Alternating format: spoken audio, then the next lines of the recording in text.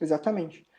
E aqui, Joel, um pouquinho mais técnico aqui nesse vínculo de emprego, mas ele é importante até porque é algo para os engenheiros que tem sido bastante batido aí nesses últimos dias, nesses últimos tempos, eu diria.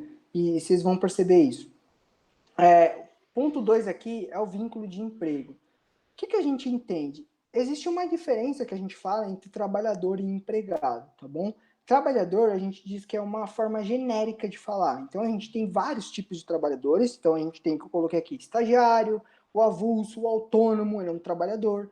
E a gente tem um tipo específico de trabalhador, que é o empregado. Esse empregado, ele tem todos os direitos trabalhistas que a gente conhece. Então, quando a gente fala dentro do RH, ele é empregado, a gente está falando, é basicamente daquele cara que tem todos os direitos trabalhistas, que tem férias, tem 13º, tem aviso prévio, tem tudo aquilo, e aí as pessoas já definem, olha, é o cara que tem registro em carteira. Então, se você tem registro em carteira, você é um empregado. Isso, popularmente, a gente pode falar, sim, que o empregado é aquele cara que tem registro em carteira, mas isso não é uma regra fechada, porque a gente tem vários casos que tem registro em carteira e que não é empregado. Um exemplo disso é o estagiário, por exemplo. O estagiário ele tem registro em carteira, mas ele não é empregado, tá bom? Ele é um tipo de trabalhador, mas ele não é empregado. Então, diferenciar isso vai ficar mais evidente no nosso próximo slide, para você entender o que é um empregado. E aí é aqui onde as empresas enrolam muitas vezes o profissional liberal, inclusive o engenheiro. Beleza? Então, nesse ponto aqui, nesse slide, só precisa ficar claro o seguinte: existem vários tipos de trabalhadores, trabalhador da forma genérica, e o empregado é específico aquele que tem todos os direitos de trabalho. E aí tem uma siglazinha, que é esse SHUP aqui, que a gente fala que ajuda bastante a gente entender esse assunto mais profundamente para ficar claro. Que Uhum. é isso daqui, ó. Olha só que maluco isso e quanto isso daqui é importante.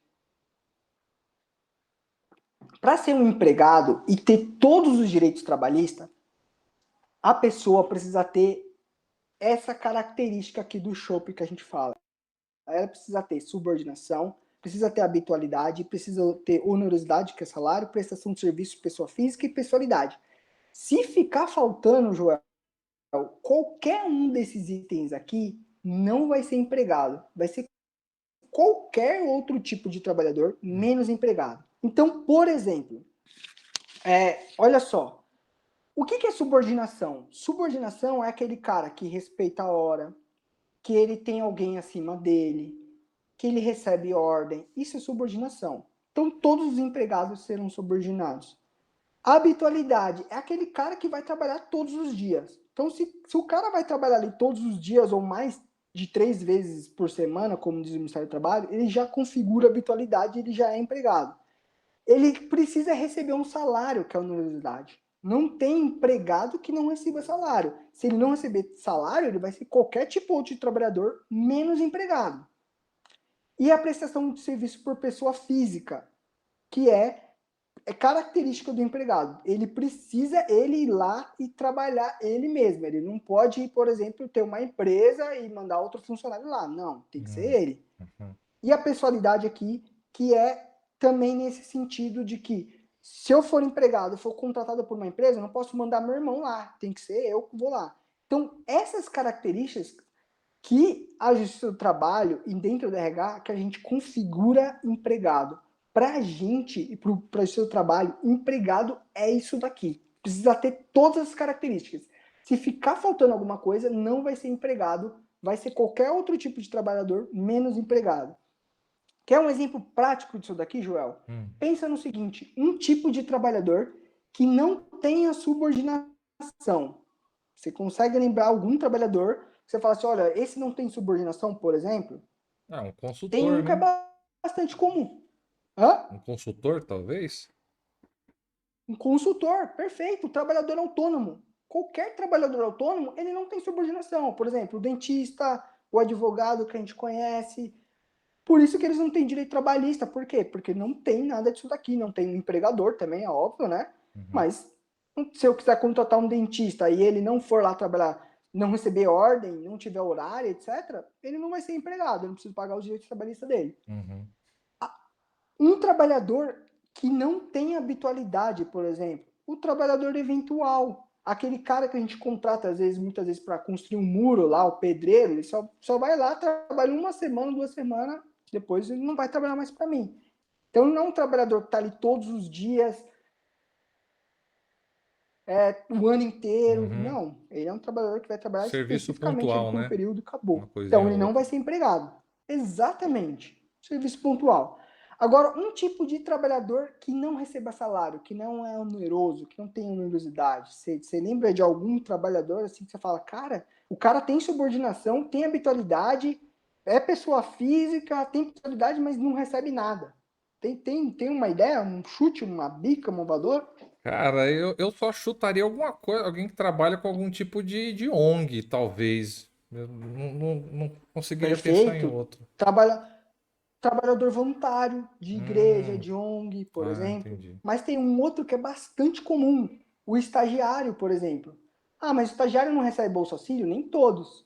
Existem possibilidades do estagiário Hum, não receber Bolsa Auxílio. sim, tem E alguns Bolsa é Auxílio pela também experiência mesmo, né?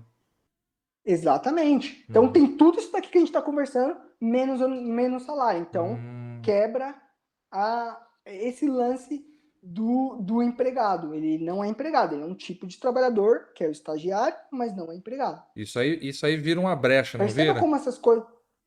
Vira o quê? Desculpa. Isso aí vira uma brecha, não vira? Exatamente. Por isso que eu estou explorando isso daqui, porque a gente vai ver aonde isso daqui termina normalmente. Os dois próximos aqui, que é os dois P's, eles significam pessoa física, não pode ser pessoa jurídica nem animal. Tinha gente que usava, teve até casos que usava burrinho para fazer, enfim. Tem que ser pessoa física e tem que ter a pessoalidade. Tem que ser a pessoa que ir lá. Não pode ser terceirização, por Uhum. exemplo, alguma coisa do gênero. Por exemplo, a empresa contratou o Walter, tem que ser o Walter lá. Eu não posso mandar, hoje eu não vou conseguir ir, eu vou mandar meu irmão. Não. Aí vai ser terceirizado, por exemplo, que pode mandar outra pessoa, mas não é o caso de empregado aqui, embora o terceirado seja um empregado também, tá bom? Enfim, por Perfeito. que eu estou conversando isso daqui com um ouvinte? Aqui é onde as empresas normalmente tiram alguma dessas coisas aqui, ou tentam tirar alguma dessas coisas, para não ter o vínculo de emprego. Então, por Hum, exemplo, eu quero contratar o Joel, que é engenheiro. Eu falo assim, Joel, você vai vir trabalhar aqui na minha empresa e você vai ser PJ. Você não vai ser empregado, você vai ser pessoa jurídica, você vai abrir um MEI, MEI não pode, né? Mas você vai abrir uma empresa e você vai emitir nota fiscal para mim e eu vou te pagar. O que o Joel precisa ter em mente? Poxa, será que essa empresa está me enrolando? Porque se eles estão me contratando como PJ, eu não posso ser empregado. Para eu não ser empregado, eu não posso ter todos esses critérios aqui que a gente está conversando. Se eu tiver todos esses critérios, a empresa pode falar o que ela quiser, mas eu sou empregado. Eles podem me chamar de PJ, podem me chamar do que eu for. Se eu entrar no Justiça do Trabalho e provar todas essas características aqui, cara, eu sou empregado. Olha que maluco isso. pô, não, Se isso você parar para aí. pensar, se você parar para pensar, Joel, a gente tem, eu diria assim, ó, chutando 80% de todos os PJs que a gente tem no Brasil aqui é É empregado, eles não empregado. sabem disso. Meu Entende? Deus do céu, isso aí, olha, pra mim foi um murro na cara, viu, meu? Porque eu imagino assim, porque é muito comum hoje em dia eles contratarem como PJ e a maioria das Exato, pessoas já fala assim: ah, eu sei que eu não vou ter direito nenhum porque eu sou PJ. exato. Mas partindo desse princípio aqui, se a pessoa provar que ela tem todos esses itens, né? Porque o que você falou é verdade. Geralmente o PJ tem subordinação, ele tem habitualidade, ele tem onerosidade, pessoalidade e é pessoa física, né?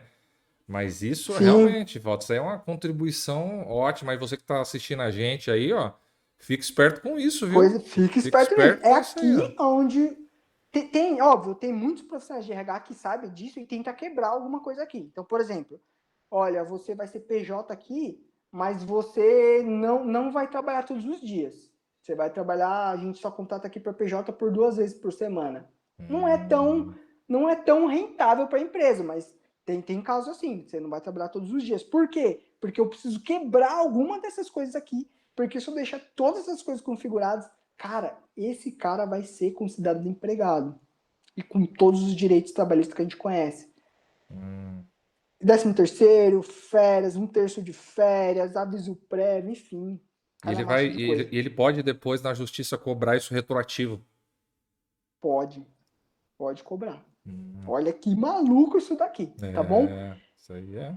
Por que que eu achei importante tratar desse tema aqui com os ouvintes? Porque para quem é engenheiro, cara, você vai passar por uma situação dessa, amigo. Confia em mim, confia no Joel. Você vai passar por em algum momento da sua vida, você vai receber uma propostinha de PJ. Vai, Vai na minha, vai na nossa que você passa de ano, vai, tá bom? com certeza.